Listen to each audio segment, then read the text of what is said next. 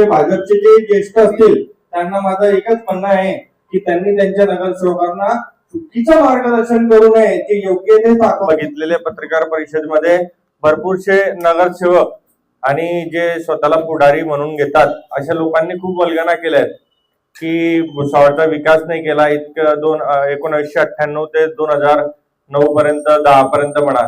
आता आपण सर्व साक्षीदार आहेत, म्हणजे मी तरी लहान होतो त्यावेळेस, पण आपण सर्व वडीलधारी मंडळी आहेत. 1998 मध्ये हे भुसावळ हे भुसखेड होतं. त्याच्यानंतर माझ्या वडिलांनी नगराध्यक्ष पद आणि आईनी नगराध्यक्ष पद, त्याच्यानंतर वडिलांना जनतेने आशीर्वाद देऊन सर्वात जास्त लीडनी आमदार बनवलं आणि हे भुसावळ शहर पुन्हा भुसखेड हे भुसावळ शहर झालं. सर्व विकास सर्वांच्या डोळ्यासमोर आहे. आपल्याला माहिती होते रस्त्यांची परिस्थिती काय होती. जळगाव रोड, यावर रोड, खडका रोड, कोणताही रोड म्हणा, आपल्याला सर्वांना माहिती की हे रस्ते कोणी केले आणि कोणाच्या प्रयत्नांनी हे काम झाले. जितके कॉम्प्लेक्सेस असतील, मग आपलं बाजारातले कॉम्प्लेक्सेस घ्या, शिवाजी कॉम्प्लेक्स घ्या, कुठलेही भुसावळचं कुठलेही कॉम्प्लेक्स किंवा व्यापारी संकुल म्हणा, कोणाच्या सत्तेमध्ये या भुसावळचा विकास झाला आहे हे सर्वांच्या डोळ्यासमोर आहे. आणि कितीही बोलले तर जे इतिहास आहे ते आपण पुसू शकत नाही. आणि आता जे नगरपालिकेमध्ये आमच्या ताई गायत्रीताई बंगाडे जेव्हा नगराध्यक्ष ते पीठासीन अधिकारी असतात, तुम्ही त्यांच्या टेबल पर्यंत जातात. मी शेजारी असतो गटनेता म्हणून, मी स्वतः माझ्या डोळ्यांनी बघितलंय. यांना वारंवार ताई हे म्हणतात की तुम्ही तुमच्या जागेवरनं बोला, जागेवरनं बोला. आमचे भुसावळचे माजी आमदार संतोषभाऊ चौधरी यांनी सुद्धा 4 वेळा त्यांना सांगितले की तुम्ही जे पण मुद्दे असतील तुम्ही तुमच्या जागेवरनं मांडा. आणि जितके मुद्दे आहे आणि तुम्हाला जर विषय द्यायचे तर तुम्ही टपालमध्ये द्या आणि प्रत्येकाचे विषय घेतले जातील. हे ताईंनी स्वतः अधिकाऱ्यांना सांगितलंय की मला पूर्ण भुसावळचा विकास करायचा आहे.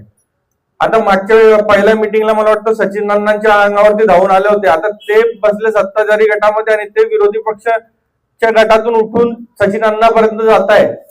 काय गरज आहे? तुम्ही स्वतः जर याच्यामध्ये आहे, सभागृहामध्ये आहे, तर तुम्ही सभागृह कसं चालायचं असतं ते त्यांना, मला कदाचित वाटतं की त्यांना अनुभव नाही. कारण आजपर्यंत त्यांनी मिटिंगा कधी घेतलेल्याच नाही. जे मिटिंगा झाल्या असतील तर सर्व कागदोपत्री झाल्या असतील असं मला तरी ते बघून वाटतं. कारण माझी तर पहिलीच संधी आहे नगरपालिकेमध्ये जायची.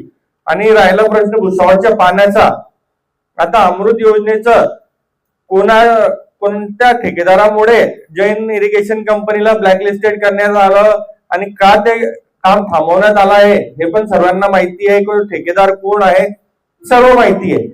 त्याच्यानंतर पाण्याचा प्रश्न करता सर्वात पहिला प्रश्न जो भुसावळमध्ये सॉल्व्ह झालेला आहे गायत्रीताई आणि संतोषभाऊ चौधरी यांच्या प्रयत्नांनी, ते बंधारा जो तुटलेला होता ते काम पूर्ण झालंय आणि आता भुसावळला पाणी लवकरच मिळेल आणि ते बंधाराची म्हणजे पाण्याची लेवल पण वाढलेली आहे.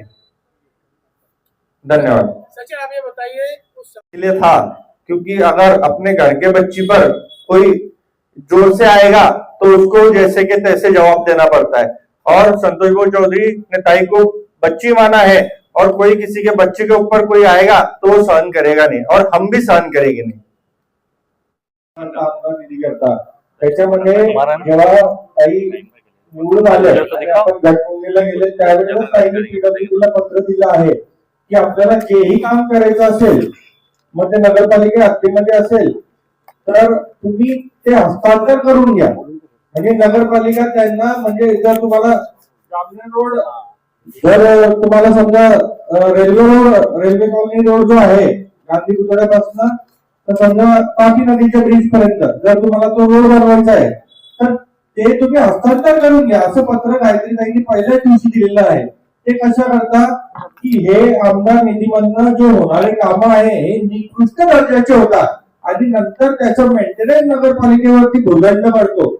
ते नको व्हायला पाहिजे. त्याच्यानंतर गायत्रीताईंनी आधीच ते दिलेलं आहे आणि आपण आपल्या सर्वांच्या डोळ्यासमोर आहे. आपण खडका रोड बघू शकता की किती निकृष्ट दर्जाचं काम खडका रोड वरती झालेलं आहे. तर तसे काम नको व्हायला पाहिजे. त्याकरता हे जे पीडब्ल्यूडीचं आहे, जर तुम्हाला पीडब्ल्यूडी मार्फत करायचं आहे आणि नगरपालिकेची यंत्रणा सक्षम आहे काम करायला, जर पीडब्ल्यूडी मार्फत करायचं आहे तर आम्ही हस्तांतर करून देण्यास तयार आहे असं ताईंनी आधीच पत्र दिलेलं आहे पीडब्ल्यूडीला.